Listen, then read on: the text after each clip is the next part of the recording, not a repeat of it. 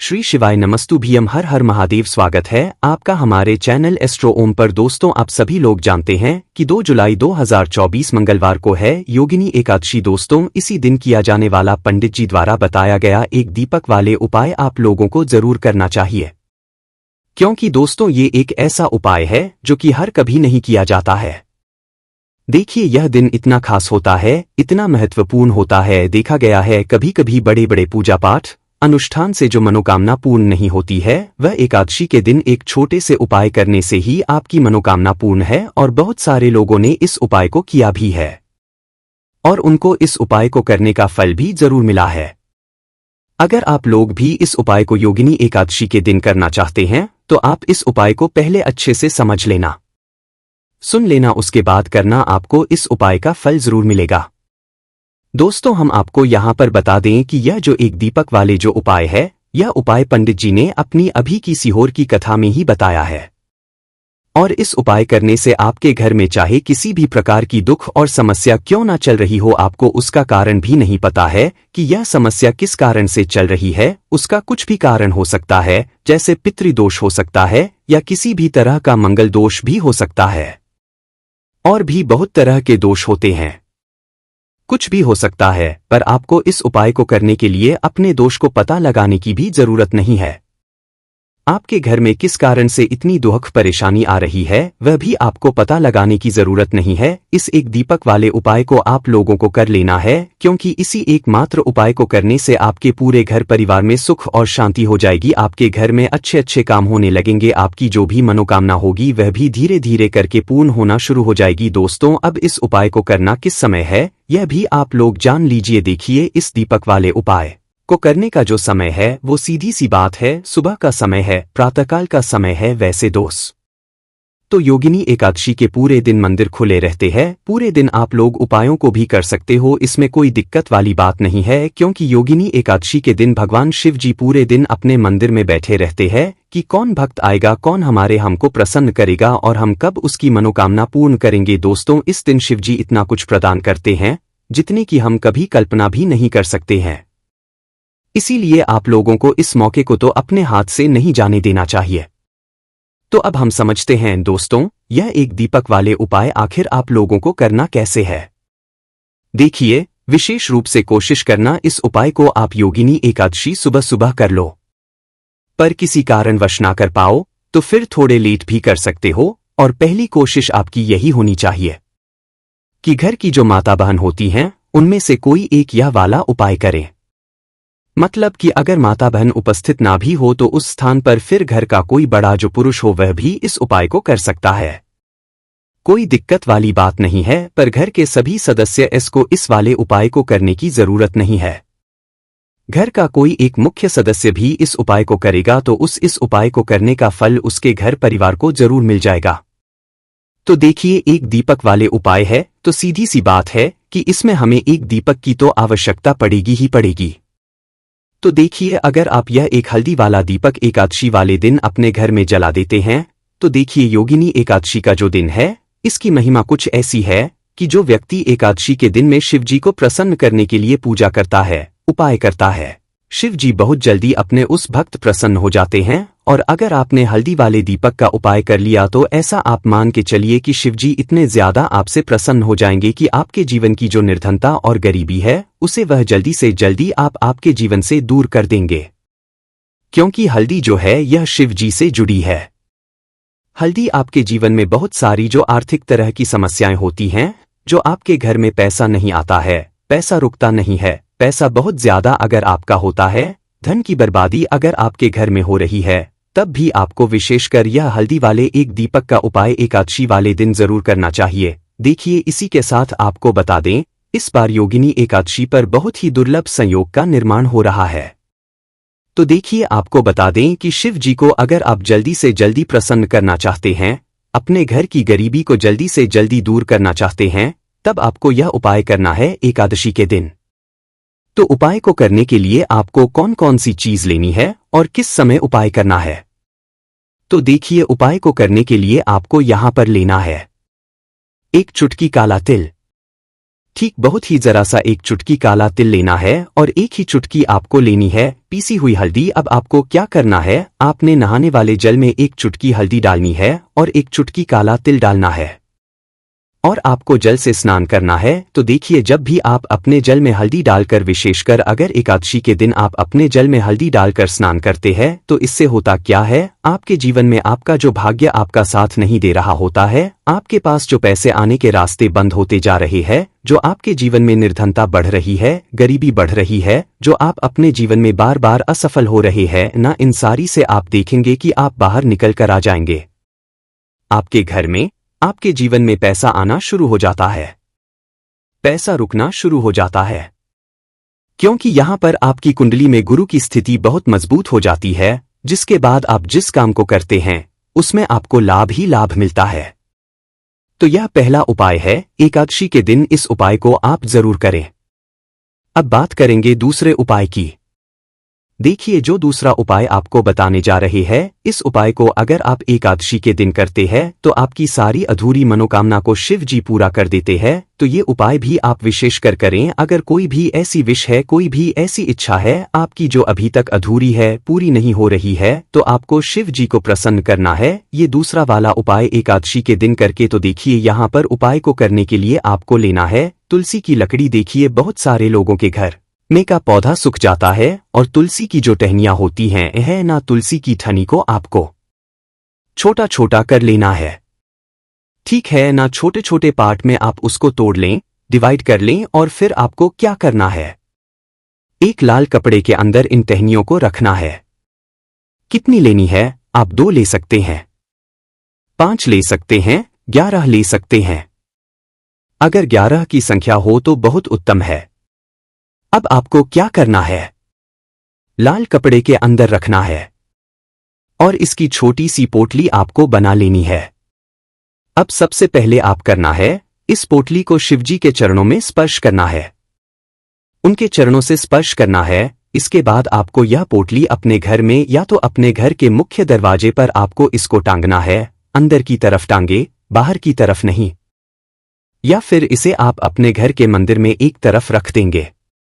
देखिए, जब भी आप तुलसी की टनी जो होती है उन्हें अपने घर में कहीं पर भी रखते हैं और शिवजी से प्रार्थना करते हैं कि मेरी यह विश है, मेरी यह मनोकामना है, बहुत लंबे समय से अधूरी है, मेरे जीवन में निर्धनता है, गरीबी है, मेरे घर में सुख समृद्धि नहीं है, मेरे घर में क्लेश है। तो जिस प्रकार की भी आपकी समस्या होती है, जो भी आपकी मनोकामना होती है, उसे शिव जी पूरा कर देते हैं और आपकी जीवन की निर्धनता और गरीबी तो कोसों आपके जीवन से दूर हो जाती है।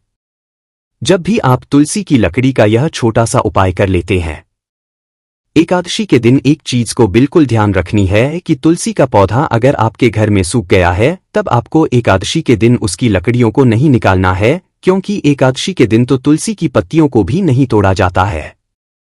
यह चीज विशेषकर आपको ध्यान रखनी है। तो पहले से ही आप तुलसी के पौधे की अगर आपके पास टहनियां हैं, तभी ये उपाय आप करें। दूसरी चीज कि जिनके घर में तुलसी का पौधा हरा भरा है, बहुत सारे लोगों के सूख गए झाड़ू में, लेकिन बहुत सारे लोग बहुत अच्छे से रखते हैं और किसी किसी के घर में तुलसी का पौधा सूखता नहीं है।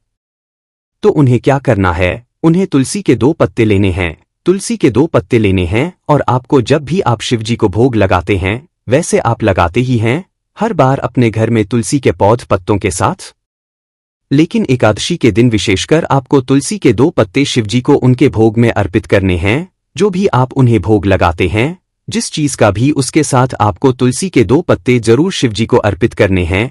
एक चीज ध्यान रहे, भूलकर भी आपको इस दिन चावल खाने नहीं है और चावल का भोग भूलकर भी आपको किसी भी देवी देवता को नहीं लगाना है, क्योंकि चावल खाना इस दिन महापाप होता है। ऐसा बिल्कुल भी ना करें, भूलकर भी आपको यह चीज नहीं करनी है। तो देखिए, जब भी आप तुलसी के 2 पत्ते शिवजी को अर्पित करते हैं, उनके भोग में उन्हें देते हैं, तो होता है कि शिव जी आपसे बहुत ज्यादा प्रसन्न हो जाते हैं और आपके जीवन के चाहे जिस तरह के भी दुख हो, फिर आप अपने जीवन के वो दुख अगर शिव जी से कहते भी नहीं है ना, आपके बिना कहे ही आपके जीवन के सारे दुखों को वो दूर कर देते हैं। चलिए अब बात कर लेते हैं।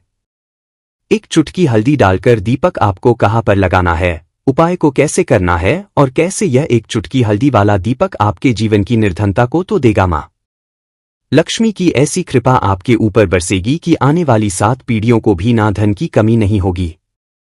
इतना ज्यादा शिवजी आपसे प्रसन्न हो जाते हैं।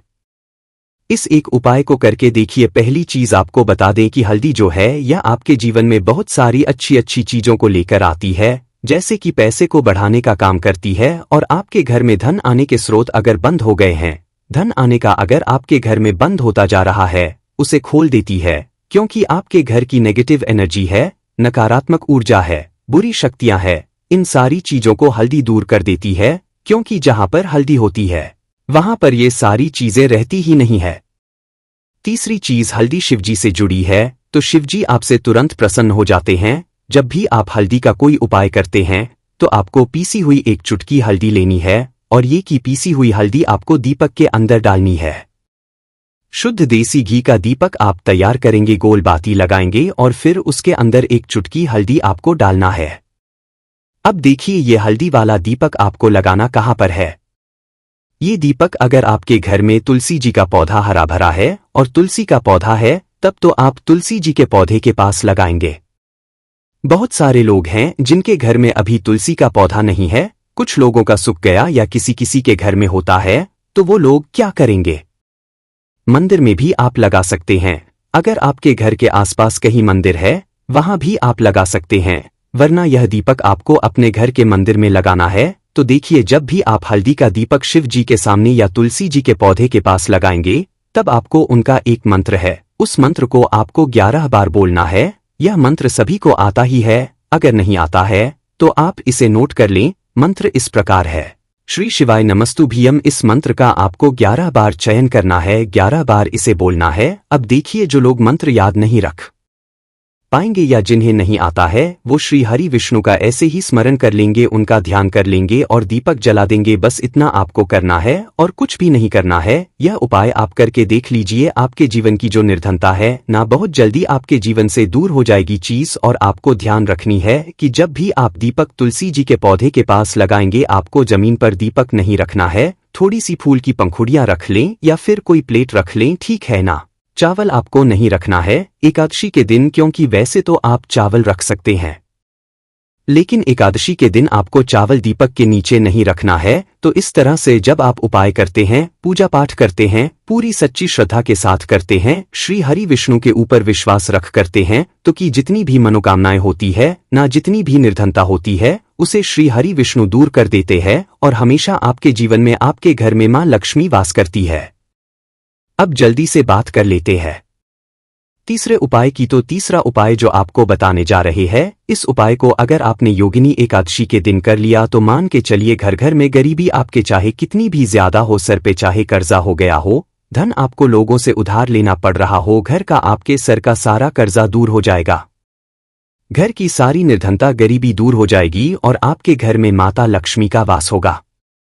स्थायी रूप से, स्थायी रूप का मतलब है माता लक्ष्मी कभी भी फिर आपके घर को छोड़कर नहीं जाएंगी। तो बहुत ही सरल उपाय है। आपको करना क्या है, आपको योगिनी एकादशी के दिन ठीक क्या करना है, आपको खीर बनानी है। योगिनी एकादशी के दिन खीर बनानी है।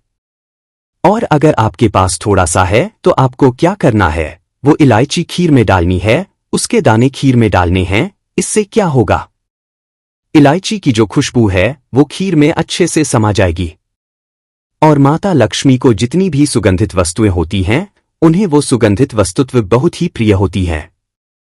माता लक्ष्मी स्वयं चलकर के उस घर में आती हैं। जो व्यक्ति सुगंधित कोई भी वस्तु का पाए, माता लक्ष्मी की पूजा में कर लेता है। तो जब यह खीर आप बनाएंगे, शाम के समय में अपने घर में पूजा करेंगे और माता लक्ष्मी को आपको यह इलायची वाली खीर अर्पित करनी है।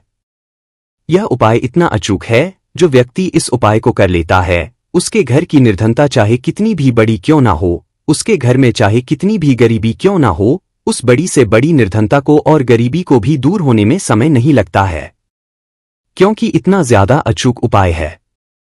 यह इलायची वाली खीर का माता लक्ष्मी समझो तुरंत की तुरंत प्रसन्न हो जाती है। जो व्यक्ति योगिनी एकादशी के दिन इलायची वाली खीर लक्ष्मी को अर्पित कर देता है, तो अगर आपकी भी कोई ऐसी विश है, मनोकामना है, धन से जुड़ी समस्याएं हैं, तो आप योगिनी एकादशी के दिन अपने घर के मंदिर में माता लक्ष्मी को खीर का भोग जरूर लगाएं। तो आज की वीडियो में बस इतना ही, बहुत अच्छे से उपाय आपको समझाने का बताने का प्रयास किया है। अगर उसके बाद भी आपको कुछ पूछना हो तो आप कमेंट सेक्शन में पूछ सकते हैं। कमेंट सेक्शन में आपको लिखना है पूरी सच्ची के साथ जय माता लक्ष्मी। तो देखिए, जब आप जय माता लक्ष्मी लिखेंगे ना, तो आपकी जो दिल की आवाज है, जो आपकी प्रार्थना है, वो मां लक्ष्मी तक जरूर पहुंचेगी।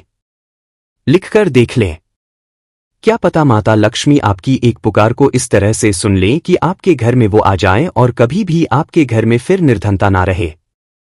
तो चलिए अब जल्दी से बात कर लेते हैं। अपने लास्ट उपाय की कौन सा है? वह लास्ट उपाय जो आपको पूर्णिमा के दिन जरूर ही करना चाहिए। देखिए, दिन पूर्णिमा के दिन स्नान और दान का बहुत ही ज्यादा महत्व होता है, तो आप अपनी आवश्यकता अनुसार इस दिन दान जरूर करें। क्योंकि माघ की जो पूर्णिमा होती है, इस दिन आप कुछ भी दान करते हैं, उसका कई गुना लाभ आपको प्राप्त होता है। इस दिन किया गया जो दान होता है, यह सारे दानों में सबसे बड़ा दान और सबसे उत्तम दान माना जाता है। अब दान में आप अपनी आवश्यकता अनुसार कुछ भी दान कर सकते हैं। अनाज का दान कर सकते, दालों का दान कर सकते हैं, और भी बहुत सारी चीजें होती हैं जो आप इस दिन अपनी आवश्यकता अनुसार दान कर सकते हैं। साथ ही साथ आपको ध्यान रहे कि आपको पूर्णिमा के दिन वैसे तो कभी भी ऐसा नहीं करना चाहिए। पूर्णिमा के दिन भी आपको कभी किसी व्यक्ति के ऊपर चिल्लाना नहीं चाहिए, गुस्सा नहीं करना चाहिए, और इस दिन आपको बिल्कुल शांत रहना चाहिए। जितना हो सके महादेव का नाम स्मरण करें। हर हर महादेव बोलते रहा, आपके जीवन में कभी और कष्ट महादेव आने ही नहीं देंगे। बाकी दोस्तों, अगर इस उपाय को करने में आपको कोई भी दिक्कत, समस्या, परेशानी आती है तो उसे आप हमसे कमेंट करके पूछ सकते हैं। श्री शिवाय नमस्तुभ्यम। हर हर महादेव।